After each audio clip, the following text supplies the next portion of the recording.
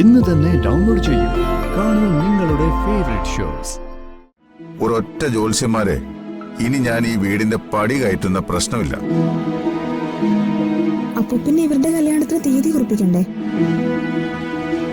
ഒന്നും വേണ്ട. അവർക്കിഷ്ടമുള്ള സമയത്ത് അവർ വിവാഹം കഴിച്ചോട്ടെ. നമുക്കേ ഭക്ഷണം കഴിക്കാം.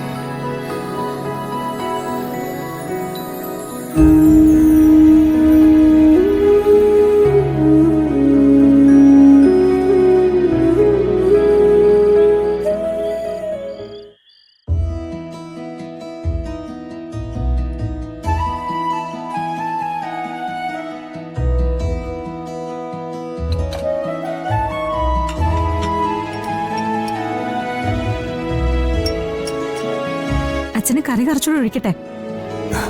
മോള് വിളമ്പിക്കോ. ഇന്ന് അച്ഛന് നല്ല വിശപ്പുണ്ട്. ആഹാരം കഴിക്കാൻ മനസ്സിന് നല്ല സന്തോഷമുണ്ട്.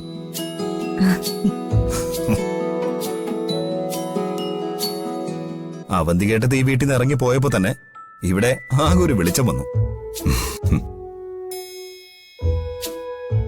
എല്ലാം ഒന്ന് കലങ്ങി തെളിഞ്ഞ് നേരെയാവാൻ പോവല്ലേ.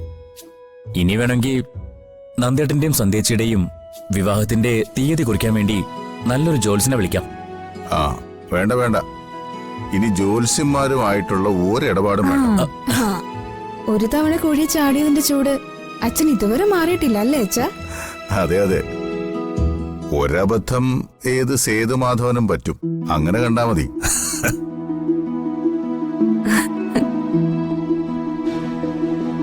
ഇനി അത് ആവർത്തിക്കാൻ ഞാനില്ല.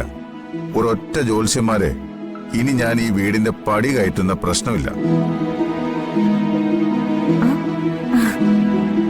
അച്ഛനപ്പോ നിരീശ്വരവാദിയായോ? ആ, ഞാൻ ഈശ്വരവിശ്വാസി തന്നെയാ. പക്ഷേ അന്ധവിശ്വാസങ്ങൾക്ക് പിന്നാലെയുള്ള യാത്ര ഞാൻ അങ്ങ് അവസാനിപ്പിച്ചു. അപ്പൊ പിന്നെ ഇവരുടെ കല്യാണത്തിന് തീയതി കുറിപ്പിക്കണ്ടേ? ഒന്നും വേണ്ട. അവർക്കിഷ്ടമുള്ള സമയത്ത് അവർ വിവാഹം കഴിച്ചോട്ടെ. സന്തോഷത്തോടുകൂടി നമ്മളെല്ലാവരും അവരെ സ്വീകരിക്കും. അത്രേ ഉള്ളൂ.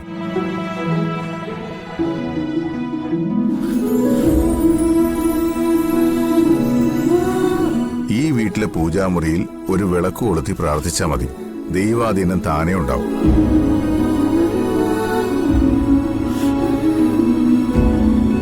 ഈ വീടിന് സമാധാനം ഉണ്ടാവണമെങ്കിൽ നിയമപരമായി അവന്തികേട്ടത്തിയായിട്ടുള്ള ഡിവേഴ്സ് നടക്കണം.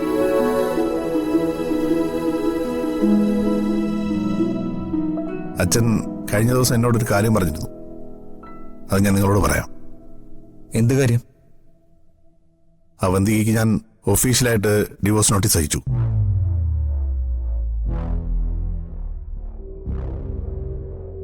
Joint divorce petition Avantika ഒപ്പിടില്ലല്ലോ.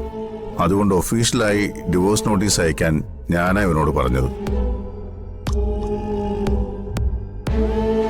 അതേതായാലും നന്നായി. ഇനി ഒരു താലിബന്ധത്തിന്റെയും പേരും പറഞ്ഞ് ഇങ്ങോട്ട് കയറി വരത്തില്ലല്ലോ. എത്ര കാലം കോടതി കയറിയിറങ്ങേണ്ടി വന്നാലും അവളുടെ കയ്യിൽ നിന്ന് ഞാൻ ഡിവോഴ്സ് വാങ്ങിക്കും.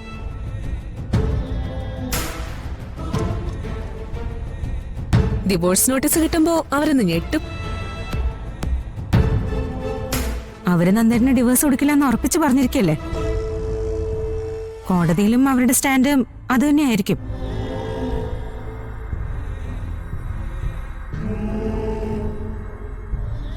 അവന്തിക്ക് നിങ്ങൾ ആരും അങ്ങനെ അണ്ടർ എസ്റ്റിമേറ്റ് ചെയ്യണ്ട. കാര്യം നേടാൻ എന്ത് കുതന്ത്രം ഉപയോഗിക്കുന്ന ആളാ അവന്തിക.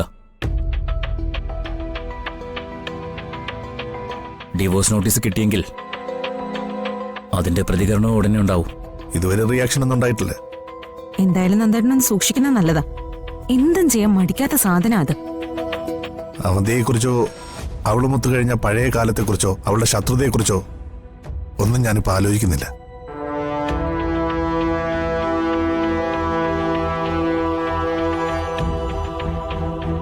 ഈ വീട്ടിലേക്ക് ഒരു പുതിയ അതിഥി വരാൻ പോവുക. അർച്ചനയുടെയും സച്ചിയുടെയും കുഞ്ഞ്.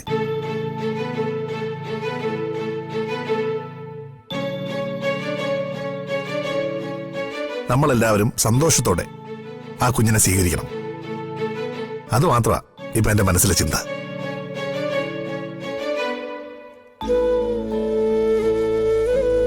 നന്ദേട്ടൻ ഇന്ന് ഹോസ്പിറ്റലിൽ പോയിരുന്നോ? ഇല്ല, ഞാൻ ഓഫീസിൽ നിന്ന് ഇറങ്ങിയപ്പോ സമയം ഒരുപാട് താമസിച്ചു. സജ്ജി ഞാൻ വിളിച്ചായിരുന്നു. ഉടനെ തന്നെ ഡിസ്ചാർജ് ചെയ്യാൻ സാധ്യതയുണ്ടെന്നാ അവൻ പറഞ്ഞത്.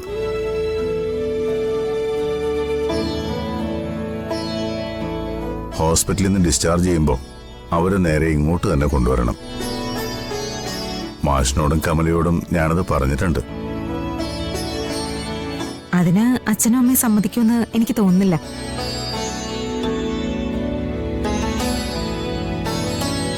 അച്ചു ചേച്ചിക്കൊരു കുഞ്ഞുണ്ടായി അതിനെ താലോലിക്കാൻ കാത്തിരിക്കുന്നവരാ അച്ഛനും അമ്മയും. പിന്നെ അവരിങ്ങോട്ട് അച്ചു ചേച്ചി വിടുമെന്ന് അച്ഛന് തോന്നുന്നുണ്ടോ?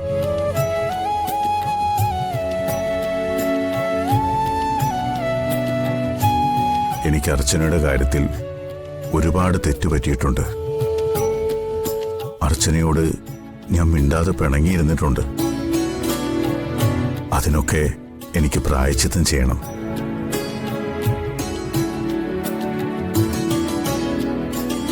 അതിനൊക്കെ ഇനിയും ധാരാളം സമയമുണ്ടല്ലോ അച്ഛാ.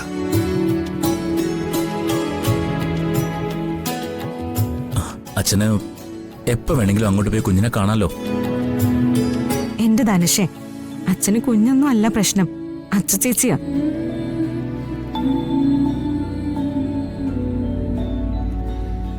ചേച്ചിയോട് തെറ്റ് ചെയ്തു പോയല്ലോ എന്നുള്ള കുറ്റബോധം അച്ഛന്റെ മനസ്സിൽ ഇങ്ങനെ തിളച്ചു മറിഞ്ഞുകൊണ്ടിരിക്കുക.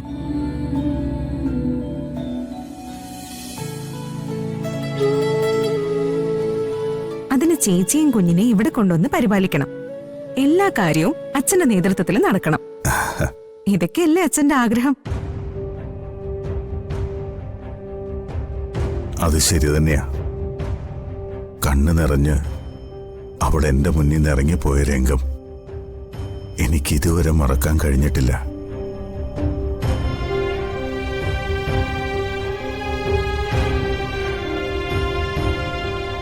അന്ന് അവളോട് ഞാനൊരു വാക്ക് പറഞ്ഞില്ലല്ലോ എന്ന ദുഃഖം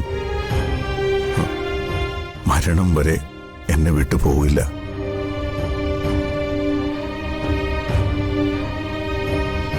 നിങ്ങളെല്ലാവരും എനിക്കൊരുപോലെയാ. എങ്കിലും എത്രയും പെട്ടെന്ന് അർച്ചനയും കുഞ്ഞും തിരിച്ചു വന്നെങ്കിൽ മാത്രമേ എന്റെ മനസ്സിനൊരു സമാധാനം കിട്ടൂ.